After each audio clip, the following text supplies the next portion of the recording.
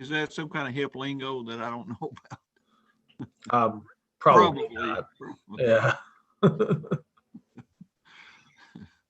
There's a lot I don't know about. Okay, Sarah. Hey, good evening, folks.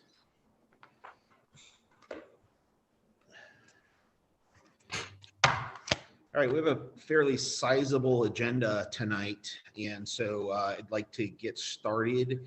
Beth, are we on live stream right now? Yes. Thank you. Sorry.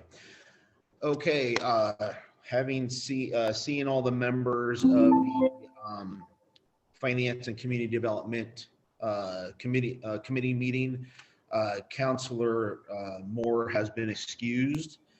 So the first item on the agenda is approval of the minutes of the January 14th, 2021 Finance and Community Development Committee. I'll take a motion. Councilor Gibbs, second. Councilor Canales. Any changes, alterations, or deletions? Seeing none, I will take a motion. All in favor? I'm sorry, and all in favor? Opposed? Carries. Okay, so item 2.1, one moment.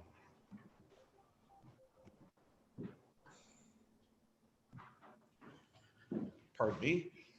Item 2.1 on the agenda is a draft resolution authorizing the assessor to grant limited income exemptions pursuant to the New York State Real Property Tax Law, Section 459-C and Section 467 to seniors and individuals with disabilities on the 2020 assessment roll pursuant to the COVID-19 Emergency Eviction and Foreclosure Prevention Act of 2020. I will take a motion. Councilor Canales, second. Councilor Gibbs, and on the line here for discussion is our assessor, Tim Serpinski, who will explain this item much more eloquently than I could ever.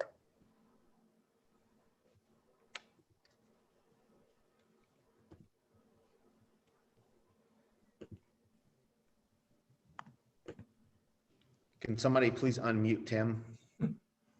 Working on requesting, letting him know he can speak. He's on by phone, so he has to do that on his own. Okay, thank you.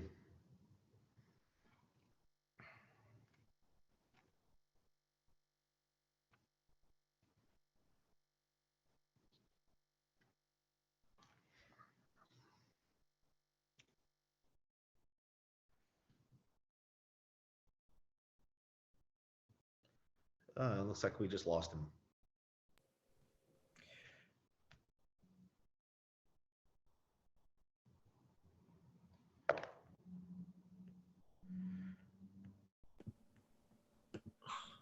Okay, I know this item is right now, and I'll call the question, so I'll just make a motion to table, and then we can. Mayor, do you want me to take a crack at explaining it? Sure. Okay, so this is premised on the governor's executive orders, which was later codified into the COVID-19 Emergency Eviction and Foreclosure Prevention Act.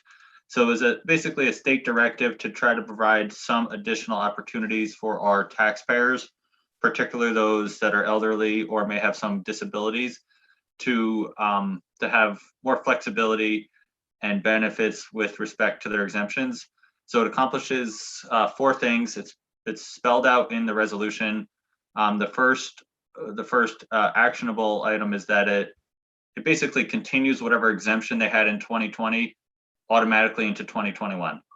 Item 2 gives some more flexibility to allow them, rather than coming to person, they can make their renewal application if they want to by a mail or electronic means. Third, it allows, if someone has a change in circumstance where they change their residence or sell the property, to allow the assessor to allow a renewal application, even if it's not timely filed.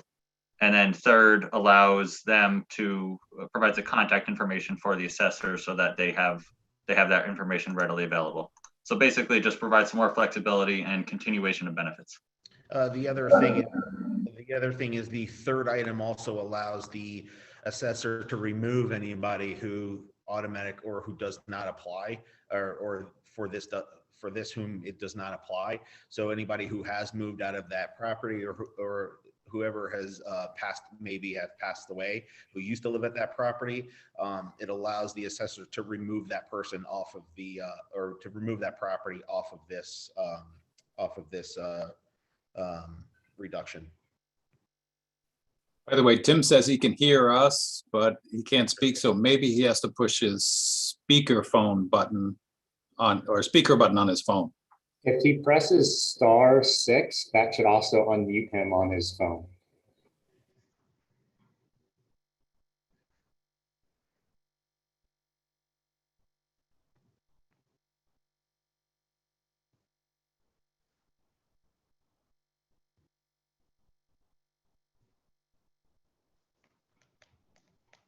The weight of the world is on Tim's shoulders right now. Does Plattsburgh, this have anything to do with the STAR program? That's what it reminded me of when I read it. Independent of the STAR program, it does not have to do with the STAR program. Okay.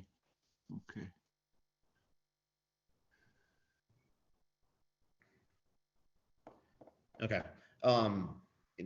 Hearing no other discussion, we can continue on and call to question, or we can table what, I'm satisfied with Dean's explanation. I did have a conversation with Tim about this a couple weeks ago, or this came to the desk a couple weeks ago. I had a conversation with him the day before yesterday to discuss this in detail, and I did ask him to come to explain a little bit more of it, but I think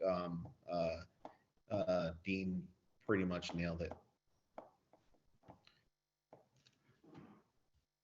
Okay, is there any further discussion? All in favor? Aye. Aye. Opposed? Carried. Item 3.1, draft resolution approving agreement with architectural and engineering design services from AEDA PC related to the City Hall windows replacement project, pages 1 through 5. I'll take a motion. Councilor Canales, thank you, Councilor Gibbs. Discussion. Again, we did send a capital project for this. This is a continuation of the work that AEDA had been doing for this project. We did end up going out for requests to see if there was going to be a cost, an expense change to the work, to the scope of work. There is actually no expense change. Actually, the people who did respond, the AEDA was still the more affordable respondent. Mr. Mayor, can I ask a question? Please. So this isn't to install the windows. This is just to coordinate how to do that. Is that my? Well, it's front to back at this point. It's to present the new application to the planning board, present the new application to SHPO. The entire scope of work is, let's see, the entire scope of work starts on page 1 of your packet. And it covers design, build, contract bidding, so bidding out the actual work, contract admin, job management, the whole thing. So it's front to back, managing the job. As I understand it, we have $300,000 to perform these window replacements. Is the money for this phase of the project coming out of that $300,000? Yeah, so the work is initially this level of work was not going to be covered by grant funding, and that $300,000 is grant funding through the Dormitory Authority of New York State, and it will cover this amount of work. So there is zero cost to the city to do this work. So the two firms that are consulting and leading the project they're charging us a total of over $150,000 for their services. As you know, if I look at the supporting evidence and add it all up, it looks like the total cost is about $158,000, I remember. So that's a lot of money. And no, that's not it. But sorry, Councilor Kelly, that's not accurate. So I don't know where you're seeing two different. Oh, I don't know where you're okay. seeing two different companies doing the work. The supporting documents that you received, there were two different general consulting services. One, the first one was AEDA. The second one, which I believe, if you do add those up, it would be 150,000. But that's not the total cost of the project. We're only talking about. And if you look as you look on the resolution, the contract amount is labeled as 55,000. So that's the amount being expended for this amount of work, for this work here. Okay, well, AEDA says they're going to charge us, let's see, 55,700. 36,000. No, 55,700. I'm looking on page 2 of that document, which is page 5, I guess, of the big package you sent us. There's 36, there's 16,800, there's 2,900 on the previous page. Then if I go to the CNS company's proposal, And that's a second proposal, Mike. that's a completely different proposal. They're Completely not different the proposal that we same. went out. Correct. That's a completely separate proposal that we Okay. went out to gauge the amount, the cost to do this work, comparing two different companies to do this work. So the total that AEDA is charging us is 55,000. Correct. Okay, well, that's a little more palatable. And I'm sorry I didn't understand fine. that. It just looked like there were two contractors and one of them was charging one amount and one was charging the other. And I didn't understand that, though we were looking at bids there. Correct. Okay. Well, thanks for clearing that up. Yeah, you're welcome. Mr. Mayor, in relation to, I think what Mr. Councilor Kelly was getting at, with AEDA leading, do we expect the entire project to be completed for under that $300,000? We do expect the entire project to be completed with the amount of money that's been allocated to the project. Now, I think in there it said there were 29 windows.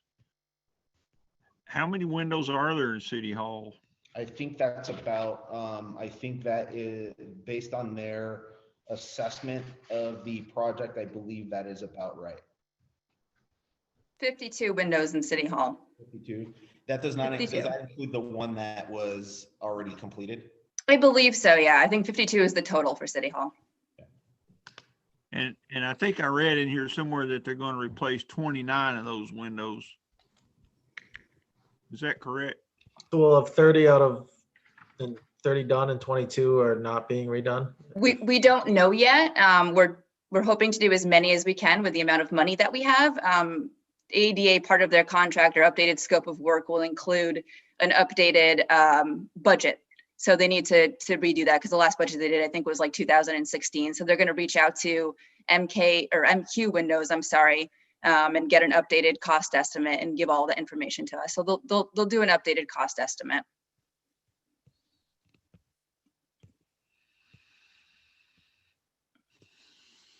Any further discussion?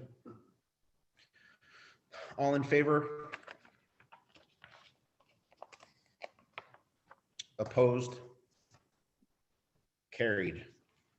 3.1 draft resolution approving professional services agreement with Robert M. Sutherland PC to provide subdivision services for Clinton County tax parcels 207.20-1-1 and 207.20-1-2.31. I will take a motion. Councilor Gibbs, second. Councilor Canales, discussion. So this is work, subdivision work that needs to be done down at Harborside. Quite frankly, this is probably work that should have been done when the hotel property was developed with the, or I should say the potential hotel project property down at Harborside was done when we installed the parking lot, and that was probably in the early 90s, I want to say. But this is subdividing out our waterfront from the actual hotel, the potential hotel site.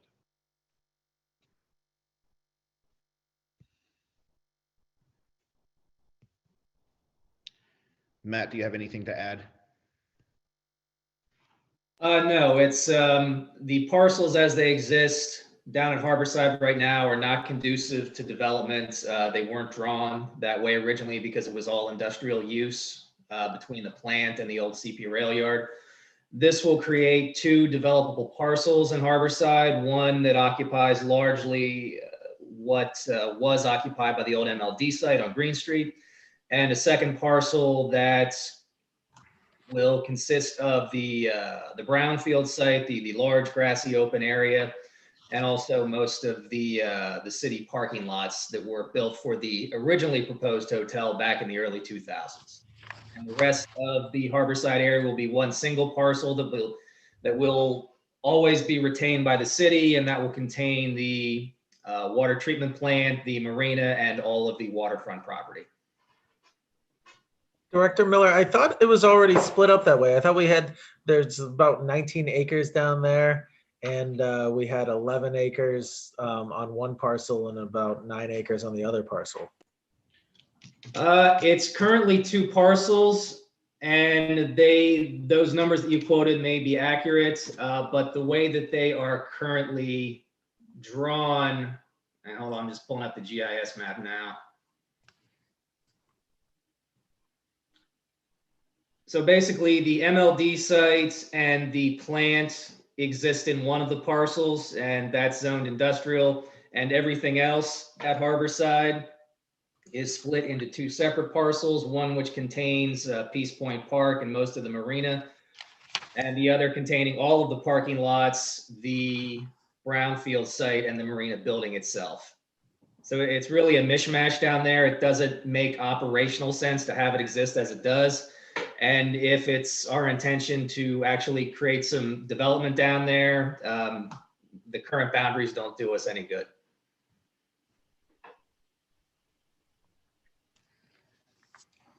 So I'm sorry, Director Miller. What would the boundaries be? There'll still be two parcels, but they'll just be drawn differently? There'll still be three parcels actually, but they'll just be drawn differently. Councilor McFarland, the map, how they will be redrawn with the multiple lots are in your packet. Yeah, it's page 14 of the PDF with all the supporting documentation. Okay, here we go. I was on like page 11 or something. All right, I see it now. Thank you.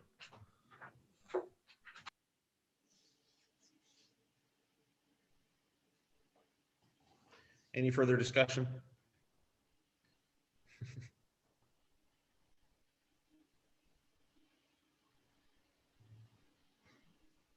Councilor McFarland, did you get your questions answered? Yes, I did. Thank you, Mayor. I have no further questions. No, okay, thank you. Any further discussion? All in favor? Aye. Opposed? Motion carries. Item 3.4, draft resolution approving parking lot management and enforcement supplemental agreement with Clinton County, pages 23 through 31. I'll take a motion. Councilor Canales, second by Councilor McFarland. Thank you. Discussion. I will, Matt, I'll take this. As all of you know, there was an agreement last year to discuss with the county on enforcement of the parking lot, of the county parking lot at Court Street. That includes a number of stipulations that when entered into, essentially when entered into, the city will provide enforcement, ticketing and towing from that lot, as well as receiving any monetary benefit or revenue from enforcement. And this is the agreement to enter into with the county to outline that.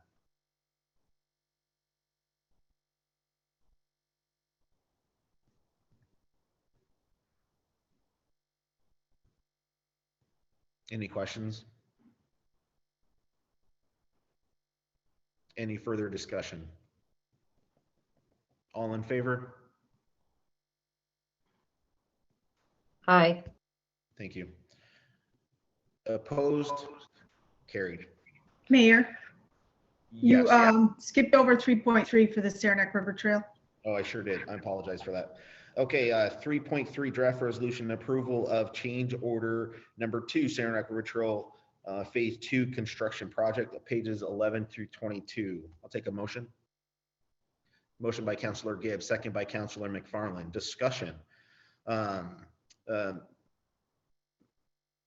Matt, do you want to take this, please? Yeah, no problem. Thank you. If the council recalls, when we last updated the capital project for Saranac River Trail Phase 2, subsequent to award of the construction contract to Luck Brothers, the funding was split between multiple revenue streams. One of them was the federal funding available through DOT. That was about 1.4 million. There was a few $100,000 from the city sewer fund.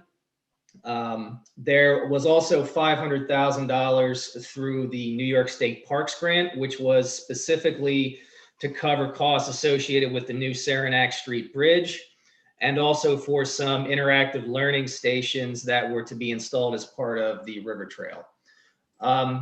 All this resolution is doing is making changes to the accounting structure so that as the costs that are attributable to that New York State Parks Grant are expended, they are tracked separately in the accounting system so that when we come to the point where we can submit for reimbursement through that New York State Parks Grant, we'll have all those expenses already separated out and simply can submit them and simplify the process considerably. It does not change the total amount of the construction contract, nor does it change any of the scope of work. It's simply an accounting function.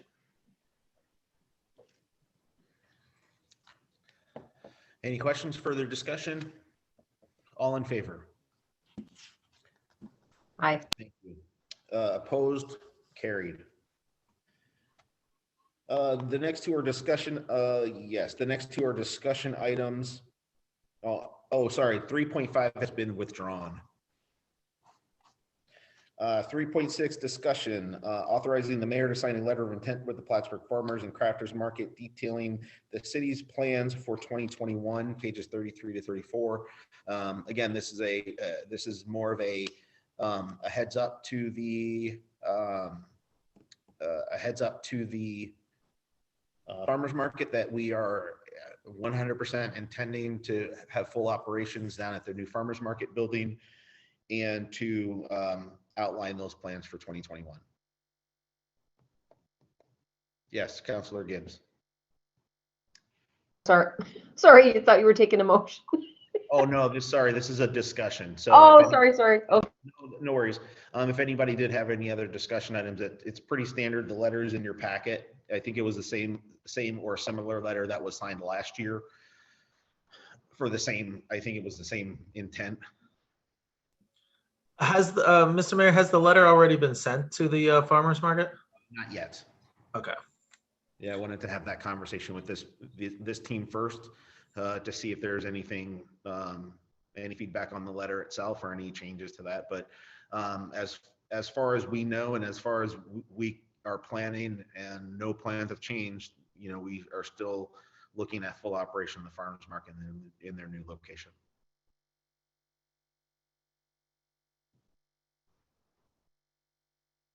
Any other questions about that? Any other discussion about that? Mr. Kelly? Could we have a status update on where that project stands today? Yeah, let's get through the agenda. We'll add it to the new business because there's a couple other items to talk about. Okay, so I'll add that to new business. Sure. Is that all right?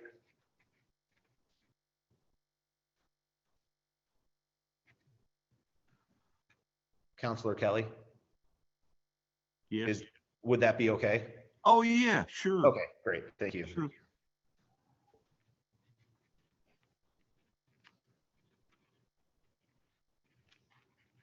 Thank you.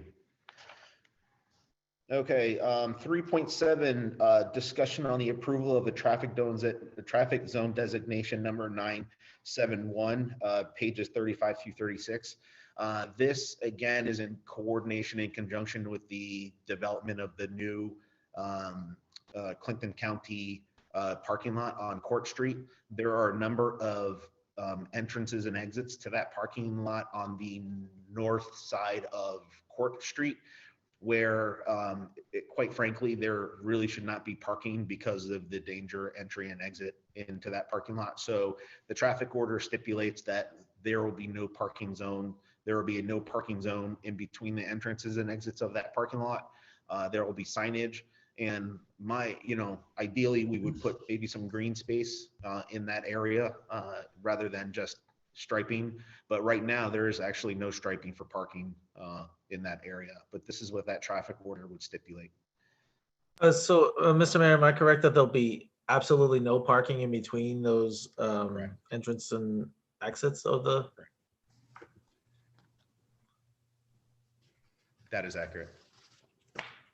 And is that required by law? I see I didn't get a chance to look up Article 39, Section 1640 of the New York State Vehicle and Traffic Law, but that's fine. We can have that section just authorizes the city to designate a traffic control officer. That doesn't dictate any on the ground application of those traffic control orders. That just describes how you have this process to impose those orders. Yeah, and I mean, I use that space a lot. I haven't recently because of COVID, but I do know that there are some lines that were there for a while that would have people parking that would actually be blocking part of that easternmost entranceway to that county building, which is actually a huge entranceway. In fact, all of those entranceways and exitways are actually, even though they're all one way, either ingress or egress, they're all pretty large, at least large enough for 2 cars side by side. So I think there definitely needs to be less parking. Whether there needs to be no parking, I don't know if I would go that far myself.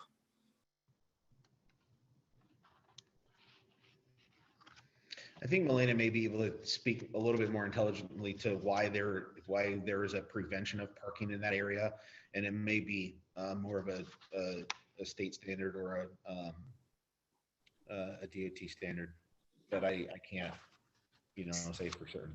So it's not a DOT standard and it's not a state requirement. This is simply a safety concern, and these are conversations that have been previously had with the former county planner Rodney Brown, and conversations with the AEDA who did the engineering of the site. It's like I said, it's a safety concern to have people pulling and parking in between those ingress and egresses, because with the redesign of the parking lot, it created a parking space big enough for just one vehicle in between each access point. And it's just dangerous with cars coming in and out and then trying to park there and pull in and out.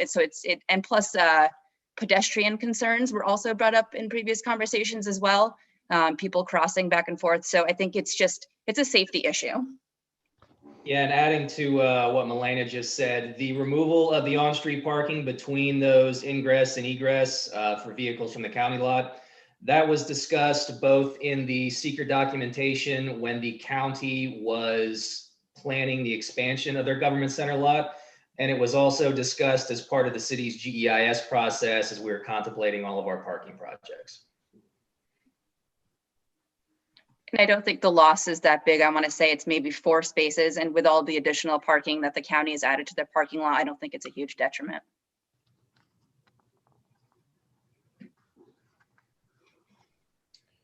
Any other discussion or questions on that? That is a discussion item. It will be entered onto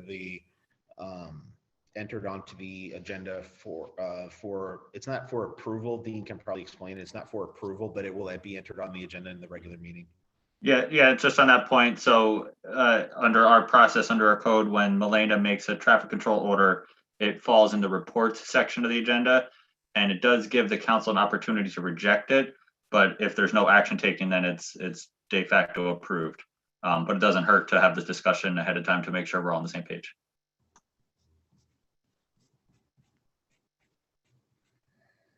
Okay, moving on to item 4.1, draft resolution authorizing a retainer agreement with Stafford, Owens and Pillar, Murnane, Kelleher and Trombley, PLLC, pages 37 through 42. I'll take a motion. Mr. Mayor, before you do a motion, I would like to put on the record that I am recusing myself from this item. Okay. as noted. I'll take a motion. Motion by Councilor Kelly, second by Councilor Canales. Discussion.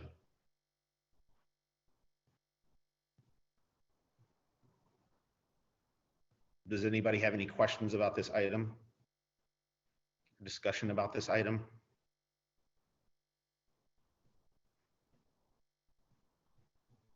All in favor? Opposed? I'm opposed. Thank you. So enter into the record 4 in the positive, 1 in the negative, and 1 abstention, and 1 absent. And just to note that that fourth is yourself, Mayor, right? Okay.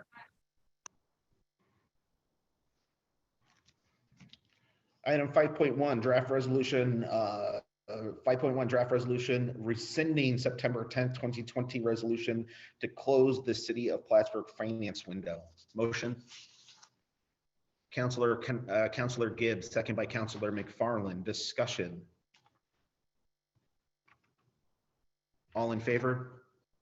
Well, sorry, Mayor, I just said we have to do something on this, whether we change it or not. I think it's definitely imperative that we address this issue in some way in light of the resolution that was passed last September. Well, we are addressing it right now. Yeah. Okay. So we are rescinding the order to close the finance window per that resolution on September 10th. The window will remain open. The lockbox will remain open. I think the underlying intention for closing those was to encourage people to use more of an electronic access to those city services. That's not going to prevent the increase of access to electronic services, the paperless billing, as well as the automatic bill pay. It will continue to encourage people to do that.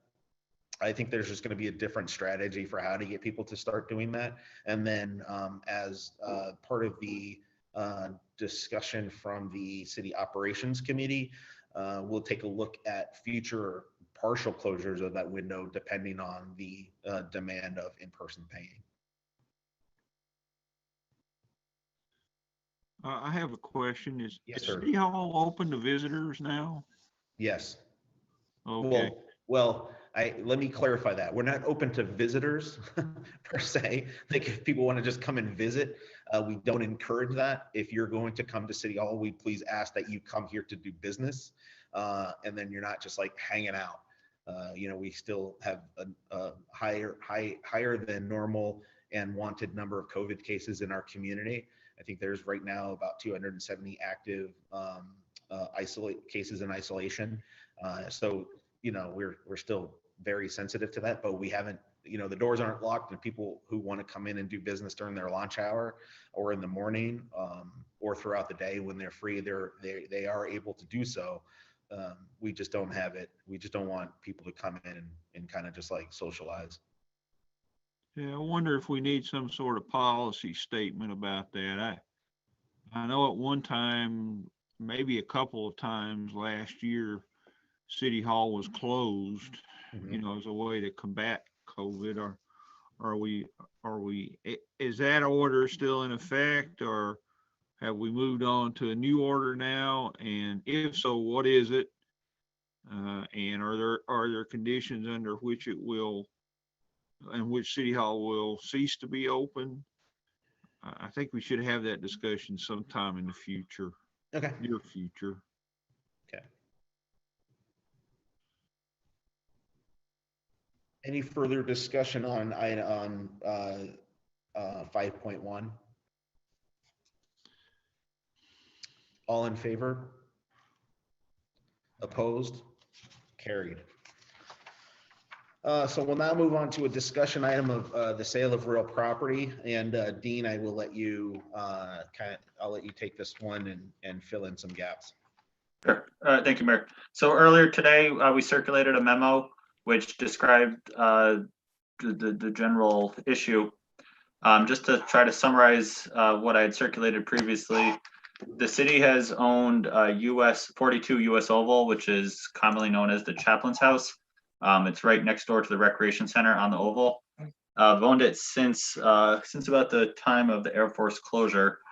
Originally, it was used for some police department purposes, and after that was no longer necessary, the city leased it to a private healthcare provider, a chiropractor. That lease ended maybe 5 or 6 years ago. Since that time, the property has remained vacant. So it's been an open question for the past probably 2-3 years of what should the city do with this property. So the purpose of that memo is to kind of lay out the options as far as what the council wants to do. Not looking for any specific resolution right now, but rather just to open up the discussion and get some guidance so that we can start to take physical action with that property. So the big picture options would be: 1, find a city use for that property. Essentially put a department or some staff or have some city function for that parcel. Another option would be to lease the parcel. As you'll see, though, we did an inspection maybe a year or 2 ago with DPW and the city building inspector. And while it's a nice property, there's a lot of benefits to it. There was definitely a lot of work that was going to be required in order to lease it. Access issues, bathroom issues, kind of just day-to-day landlord type issues. Because of those necessary expenses to make it an attractive lease option, compared to the likely monthly rental that the city could receive, that did not seem like a feasible or a practical option. So that leaves the third option, which would be a potential sale. In order to tee that up, some of the councilors will recall maybe 6 months ago, we started a subdivision process to make this an available option. So through a surveyor engineer, we subdivided that parcel off because it was joined with the recreation parcel, and now it's a standalone lot. So first and foremost, we just need to have some discussion. Can anyone think of any city use for that parcel? If not, then we're going to go into the likely scenario of a potential sale of the parcel. So I'll turn it back to the council first and kind of see if there's any consensus or discussion there. To me, it makes sense to sell it. It's a small little building. It's got a bathroom on the second floor, and it's like a little circle, pretty much separated into 4 little squares, I think, on the first floor. And I haven't been in it. Dean, I have a question. Other than the building, how big is the lot? There's a little yard. Is there a driveway there? I can't remember. I can't recall offhand. I don't believe there's a driveway. I know there's a shared driveway that accesses the apartments behind the property. So there might be a little blip of a driveway kind of after you go down that private drive. As far as the lot size, it's pretty much what it looks like, to the extent there's a hedgerow and a little culvert, and the lot lines mirror kind of the natural area of the parcel. I want to say an acre or so. Again, I don't have the survey map in front of me, but it's a fair size, moderate sized lot, but it makes sense as to where the boundaries are. The appraisal we had done back in 2011 said it's a 0.344 of an acre size lot. They appraised it at 67,200 back then. Oh, that's actually higher than I thought it was. I thought it was around 50,000. But yeah, I think it would work well. Like I could see an attorney being set up there, or obviously there was a chiropractor there before, the sports medicine people or something like that. So the zoning district is RC2, which does allow a wide range of options. The couple that I highlighted in the memo were family, single family, 2-family, professional offices kind of use. There's other potential uses, but those were the ones that made sense off the top of my head. Yeah, especially with all the offices and services that are provided there at 22 US Oval and stuff. I could see some professionals wanting to be there. Okay. So is there anyone else that can think of any potential city use where the city would want to retain this parcel? Okay, so I'm not seeing any, and again, we're not asking for action right now, just to have this discussion, get some guidance. So assuming we are going down the route of sale, under general city law, the city is certainly able to sell real property. Just the goal or the requirement is to get the best value for that parcel. Then we have this, I cited the city code, which lays out those processes to sell a parcel. And it would require basically 2 resolutions: 1, to describe the process, and then 2, if we do find a buyer, to commensurate the sale with that buyer. So I don't want to quote it, but I cited that in the memorandum, where you can check it in the code. It's section 24-3 of the city code. So if we are going down that road for sale, again, I guess the next kind of point of discussion would be, how do we accomplish that in order to get the best value for the parcel? So some of the obvious options would be to lump it into a public auction, like we do with our tax foreclosure properties. A variation on that would be like a public request for proposals, kind of a on paper auction. A third option would be if we sell it through a private sale with the city acting as its own broker, like a for sale by owner situation. Under that situation, under that circumstance, it'd be like a Craigslist posting or an online posting, and we would try to market it ourselves to get the best value. If we did that, we obviously wouldn't have to pay a broker's commission, but we may not be getting the best value since we don't have a city realtor that is on staff. Fourth option would be to utilize the services of a real estate agent.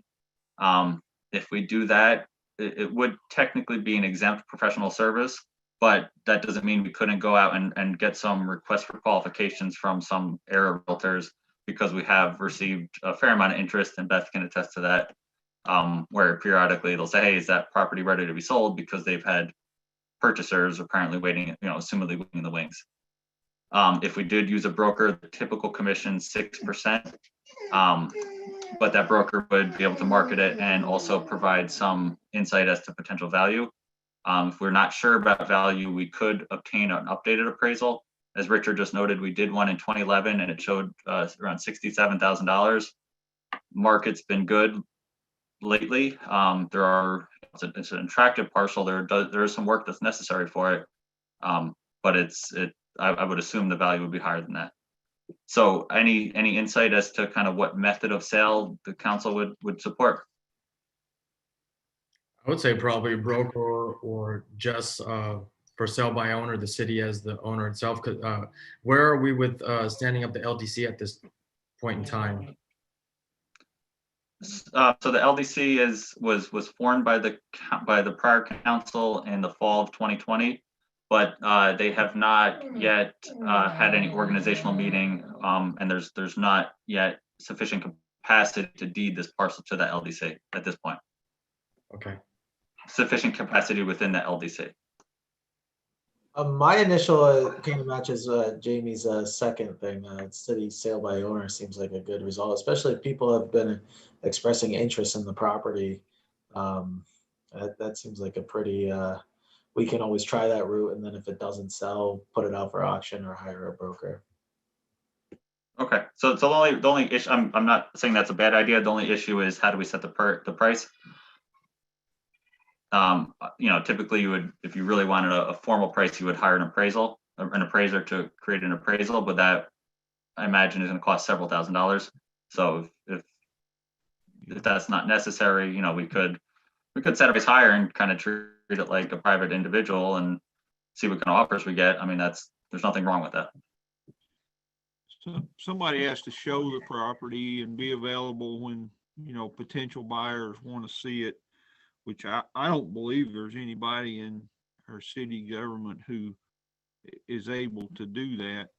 I can't think of anybody right offhand. So that's the issue. Yeah, you don't just I guess I was simplifying it by saying we throw it on Craigslist. There's the on the ground aspect of it as well, where you got to deal with the prospective buyers. Yeah. So I think the smart thing to do, and you also mentioned the cost of an appraisal. I believe that if we hand it over to a real estate agent, then that comes with the package, so to speak. Yeah, well, they don't give you a signed appraisal because that's a certified document by a professional, but they'll give you their professional input, certainly, to help you find a good price, the best price you can get. So I think it would be better just to hand it over to a real estate agent and pay can you put out an RFP for real estate agents and go with the local bidder? Or? Yeah, I guess a variation on that, a request for qualifications. I wouldn't want to spend, too much effort on something like this, but it's a pretty discreet RFP would make sense if that's the route. And there could be, part of that could be, what commission are you willing to offer for the municipality? And that speaks to that, I've got my own kind of like a preference to the direction on this particular one. It leans more towards like a closed bid process where people can send in or submit a bid in terms of like it would be like a closed auction or blind auction, if you will. And then the other one is a request, like more of a formal request for qualification, as Mike Kelly or as Councilor Kelly is indicating, where we would essentially, ask the community, the community of realtors to submit qualification, and we would then use that person or that firm to look at a number of the parcels that we currently have, real property assets that we have that we do want to consider to offload to the market. The Chaplain's House being one of them, the Miller Street property being another, as an example. But really take a look at that being more of a strategy of assessing what properties that are currently owned by the city of Plattsburgh that could be sold. There's a big housing shortage in Plattsburgh right now, so that property is more valuable than it was in 2011. If it was appraised at 67.5 in 2011, I imagine you could easily double that amount today.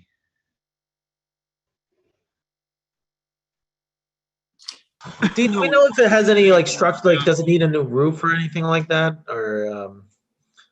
I haven't certainly conducted any inspections. I'm not aware of any formal inspections. The unprofessional walkthrough it seemed solid. There's some issues, but nothing, it's a old building that looks solid.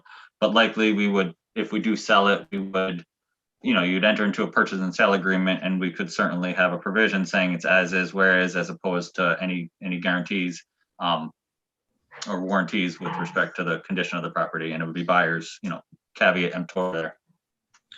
And can someone live in it? I know you mentioned the zoning before, and I get the sense that it wasn't. Yeah. It is zoned for residential use.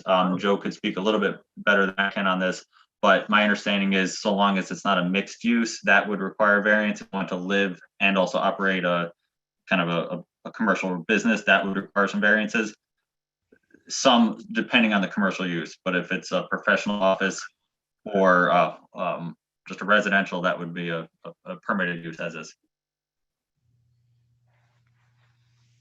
I can send everybody the appraisal if you'd like me to. They mentioned something, in order to meet zoning lot size requirements, there was an adjustment that had to be made in the appraisal.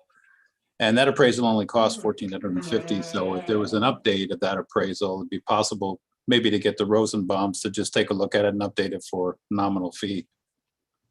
Just a thought.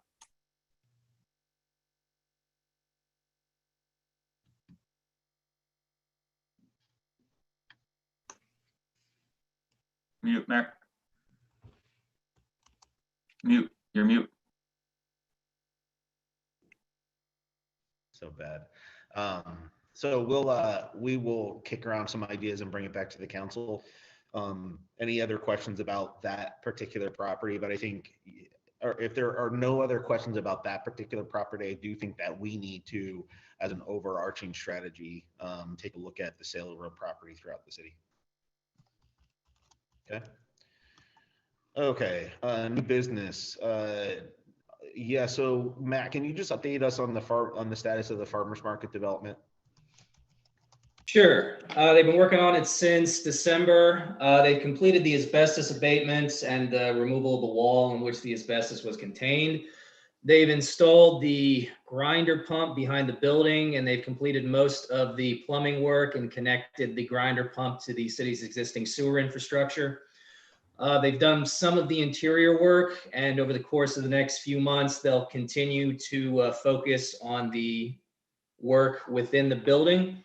Some of the work isn't going to be able to be done until the spring when it warms up, especially the painting, because you need a certain temperature range. So while the windows and the doors will be replaced, and just to manage everybody's expectations, the exterior of the building will largely maintain its current appearance until probably mid-April, because the painting is going to be one of the last things that they do. But we are still on schedule to have everything completed by May 1st in advance of the farmers market's opening weekend.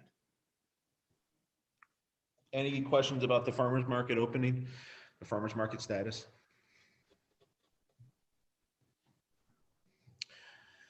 Also under new business, I did want to mention that we have launched or relaunched, I should say, the healthcare task force, which identifies a number of the union leaders, team from Mr. Marks's office, as well as our healthcare advisors under the Burnham Group, Mark Crawford specifically, who that group will meet on a regular basis to help identify not only cost savings opportunities in the healthcare that we provide, but also how to ensure that our members are getting the most and best use of our healthcare in a way that not only saves them money, but helps them make full advantage of the healthcare that they're buying through the city. I do hope to have a report after their first couple of meetings. It's going to probably take some time for them to get ramped up, but I also know initially that they're planning to have a virtual healthcare fair, as well as just an overall healthcare review of the different programs that the city offers, so that they can take that back to their members. One other thing as part of that task force, and then also just the overall process for our healthcare cost, is a dependent verification process. This is a process that is done by a third party. They look through the different people who are registered under our healthcare, and to confirm that they should actually be registered under our healthcare. This is a pretty sizable chunk of an expense. It's about $10,000 to do this work. But the benefit is, if there are at least three people found, three dependents found to be invalidly on the healthcare, our healthcare system, then that automatically would be the cost savings for us. There's no action to take right now. I just wanted to take the temperature of the council to see if that would be something that the council would support.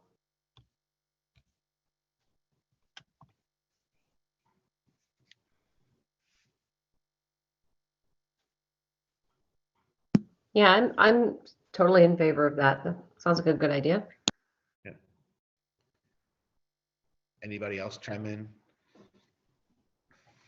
Yeah. I'll just say I really like the work that Burnham and Lambert, and I believe you mentioned Mark Crawford specifically. I really like the work they've done for us. They've managed to find savings that we didn't even know existed until they came along. So yeah, I hope we can retain them and continue to work with them. I 100% agree that for even the first meeting that I was in with them, they provided just an overarching analysis and said, the city of Plattsburgh could be saving about $170,000 if the employees took full benefit took full advantage of some of the benefits that we have on our healthcare system. So that's partially the reason why we wanted to relaunch this task force, is so that we can, that the members take full advantage, and then that also provides a cost savings to the city. So I'll put together a proposal for that after working with Mark and Richard, and then bring it back to the council at the next committee meeting. Is there any other new business come before the committee? If not, I will entertain a motion for executive session to talk about current litigation as well as matters, personnel matters. Motion by Councilor Gibbs, second by Councilor Canales. All in favor? Aye. Aye. Okay, folks, can you, so we do have a separate executive session Zoom link. Please meet me over there. For everybody currently listening in, there is no expectation that we'll come back to make any motions or pass any additional resolutions. You're more than welcome to stay, but we're going to exit this line for the time being, and then return after we've completed our executive session. Thank you.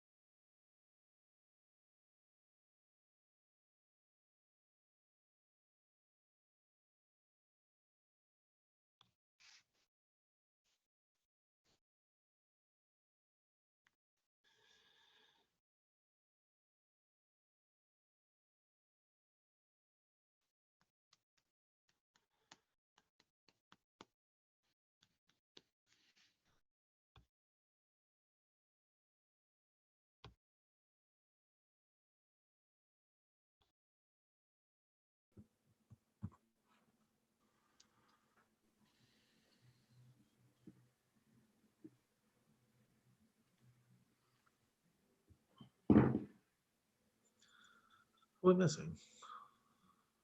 Dean didn't make its way back. So with that, I will, as I said before, there's no action to take coming out of our executive session. And so I will now entertain a motion to exit executive session. I'll make that motion. Motion by Councilor Canales, second by Councilor McFarland. All in favor? Aye. All right. All right. Any opposed? We're missing. Dean didn't make its way back. So Sorry, one second. I'm sorry. My TV just took over. And with that, there is no other items to come before this committee. I will now take a motion to adjourn. So moved. Councilor Gibbs, second by Councilor Kelly. All in favor? Aye. All right. Opposed? Carried. Thank you, folks. I do appreciate your time tonight. And if you do have anything else, just let me know, reach out. Okay. Thank you. Good night.